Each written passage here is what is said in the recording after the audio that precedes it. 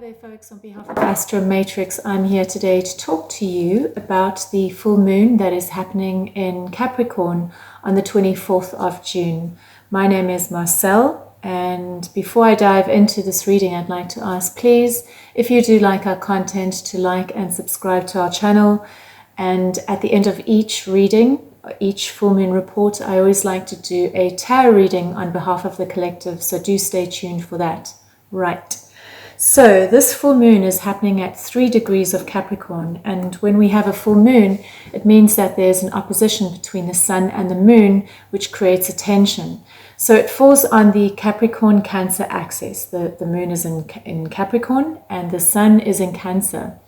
So this is me versus the Cancer represents nurturing, it represents the home, it's your inner life, it's very private, it's very tender, whereas Capricorn is your outer life, it's your public appearance, it's your reputation, it's more about control, it's about force, it's about making things happen. So it's a strong tension in a way that can be akin to conditional love in Capricorn versus unconditional love in Cancer. So there's quite a few tensions that are playing out during this full moon alongside this, which in a way is telling some kind of a story. So the first one is we have Venus, which is the planet of love, and it also rules our sense of aesthetics as well as what we value.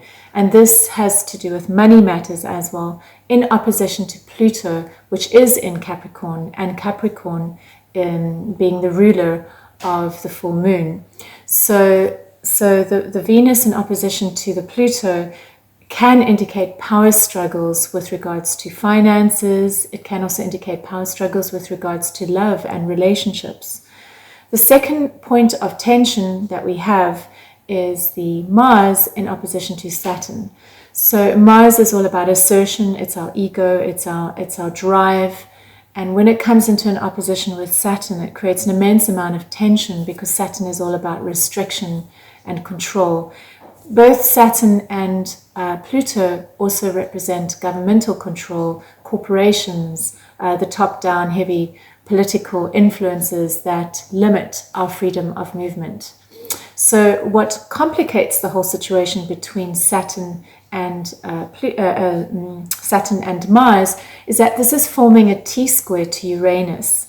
So Mars is not in an exact to Saturn just yet. It's building into that. However, on the full moon, it's at a T-square with Uranus, and over the next week of that, it's slowly moving into the exact conjunction. So a T-square is when we have an opposition with a third point, which creates a midpoint. So the middle point being Uranus.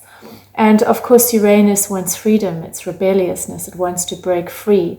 So this creates a tension between things that we're wanting to move forward with versus things that are restricting us, and how it is that we blast through with that, try and break free with it, as well as a power struggle and tension with regards to money matters or feelings of the heart in relationships.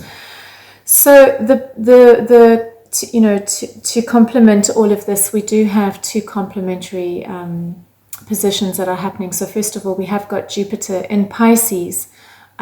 Although it is going retrograde, it is still in Pisces. So it does influence how it is that we meet all of these challenges, how it is that we hold all of these challenges. We also have Chiron, which is the wound, coming into a sextile with Saturn, as well as a trine with Mars. So Chiron is really allowing us to work with our wounds. When it hits the Saturn, it's working with Saturn. It's really showing us where our wounds are that we're needing to see. Where is it that we have too much force? Where is it that we have too much control? Where are we not in our power?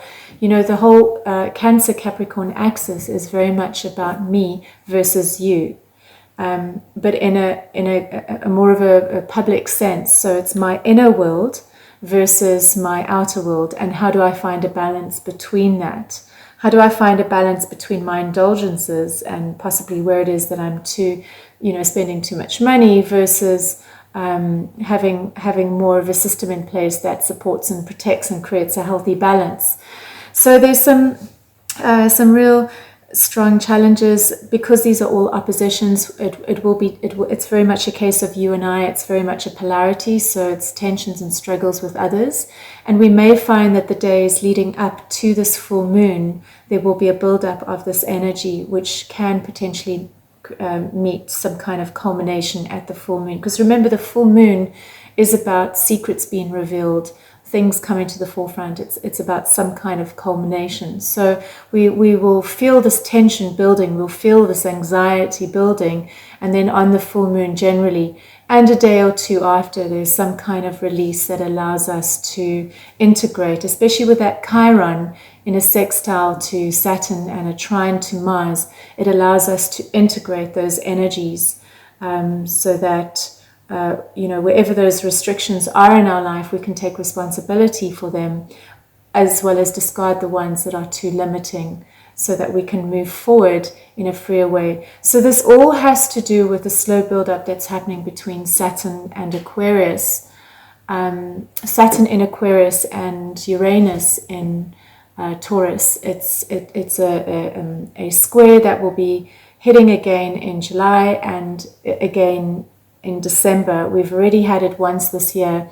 And so there is a potential to experience political outbreaks. This very much is a tension between governmental systems and structures that are enforcing their power versus us, the individual. So we may experience extreme protests all around the world, but it could also indicate earth phenomena such as fires, earthquakes, really big earthquakes, or volcanoes.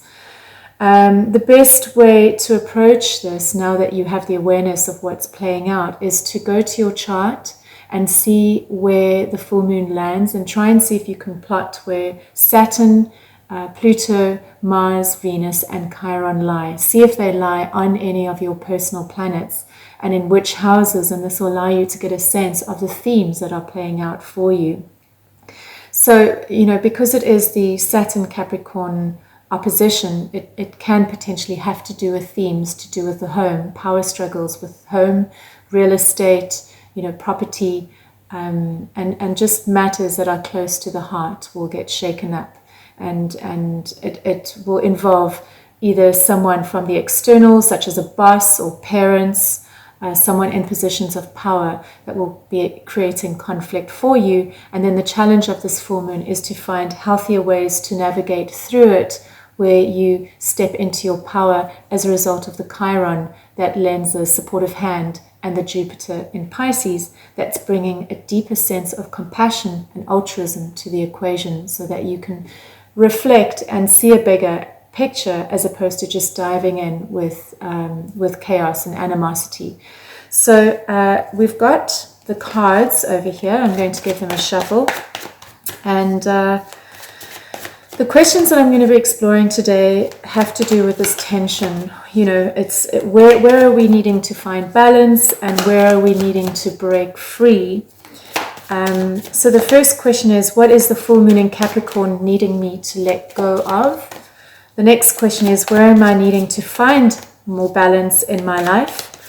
The third question is, where am I needing to break free? And then lastly, what is Jupiter in Pisces showing me? Okay, so I'm just shuffling the cards on behalf of the collective. I'm shuffling the cards on behalf of the collective. And this is a reading for the full moon in Capricorn on behalf of the collective. Full moon reading in Capricorn on behalf of the collective. Alrighty. Alright, so what is the full moon? So first of all, what is the theme of the reading? What is the theme of the reading? What is the full moon in Capricorn needing me to let go of? Alright, where am I needing to find a balance in my life? Where am I needing to break free? What is Jupiter in Pisces showing me? Okay. All right. So we have got the Five of Wands over here at the top of the deck, which is all about conflict and tension. So I do suspect there's the potential for blow-ups. We had a very intense lunar eclipse That was a very intense full moon. We've come out of that. We're a little bit stronger. So now we're moving into this new wave of something. It's good to get clear on where it's playing out, what the themes are in your chart, so that you can bring more awareness to the challenges that come your way. So the theme of the reading is the Two of Pentacles, and the Two of Pentacles is about managing. It's very much connected to the realm of earth as well as to finances. It's not just about finances, but it's also about how it is that you manage your resources, okay, which I feel very much pertains to the theme of the full moon in Capricorn, Capricorn being an earth sign. So the first question is, what is the full moon in Capricorn needing me to let go of? And we've got the 10 of Cups, okay. Now that's kind of interesting for me, because the 10 of Cups is a very positive card. It's a card of family and happiness and joy. And it's sort of in a group context. So this full moon in Capricorn, it's asking that you come to your core, to your center, and find out what your priorities are. And stop focusing on trying to please everybody else, but to come to your core and establish, how can I first and foremostly support me and make sure I'm okay, instead of trying to hold everybody else. Okay, so the Cancer Sun, which is in opposition to the Capricorn Moon, is very much about nurturing. It's very tender. It wants to create a home and be safe and secure.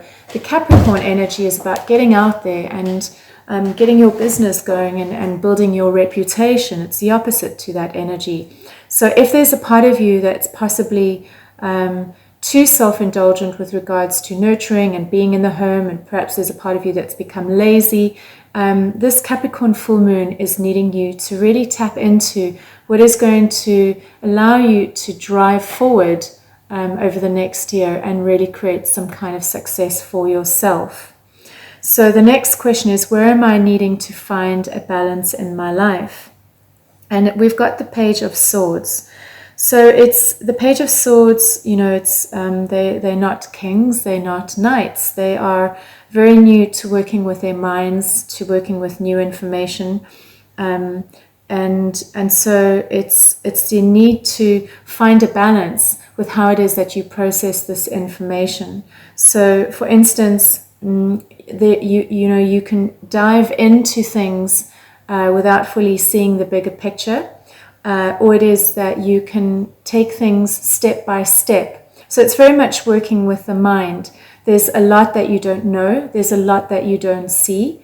So instead of just taking things for granted or diving into things, allowing yourself to slow down and do one thing at a time to secure how it is that you move forward with regards to managing money, because that's what the theme is about. Okay, managing resources, managing all the elements in your life, home versus reputation or career, with the full moon and in opposition to the sun. Then the next question is, where am I needing to break free? And we've got the Nine of Swords. The Nine of Swords is a card of anxiety and doom and gloom. It's just complete despair. It's this frozen inability to move forward. It's been so stuck in the mind. And we are needing to crack through this and stop self-sabotaging ourselves because of this anxiety and this worry within the mind. So this is a very, very deep card. This is what the journey of our life is about. It's finding ways to free ourselves from the noise within our minds. But this is what this full moon is amplifying. So instead of just allowing yourself to succumb to the intensity of what's playing out, can you remind yourself you don't need to? You can take a step back, develop some objectivity, and watch what is playing out instead of allowing yourself to be so emotionally churned by it. So we've got two swords over here that are talking about the mind and the need to find some kind of objectivity to what's playing out. Uranus is the planet which is where the tension is with the Saturn-Mars opposition. And so that is the midpoint. And the midpoint is where all the energy moves towards. So there's an intense need to break free from all these tensions that are playing out. But how can we find some space and trust that things are going to play out just fine, and we don't have to allow ourselves to get into this roller coaster of emotions, but instead to have some kind of objectivity. And then what is Jupiter in Pisces showing me? And we have the Nine of Wands.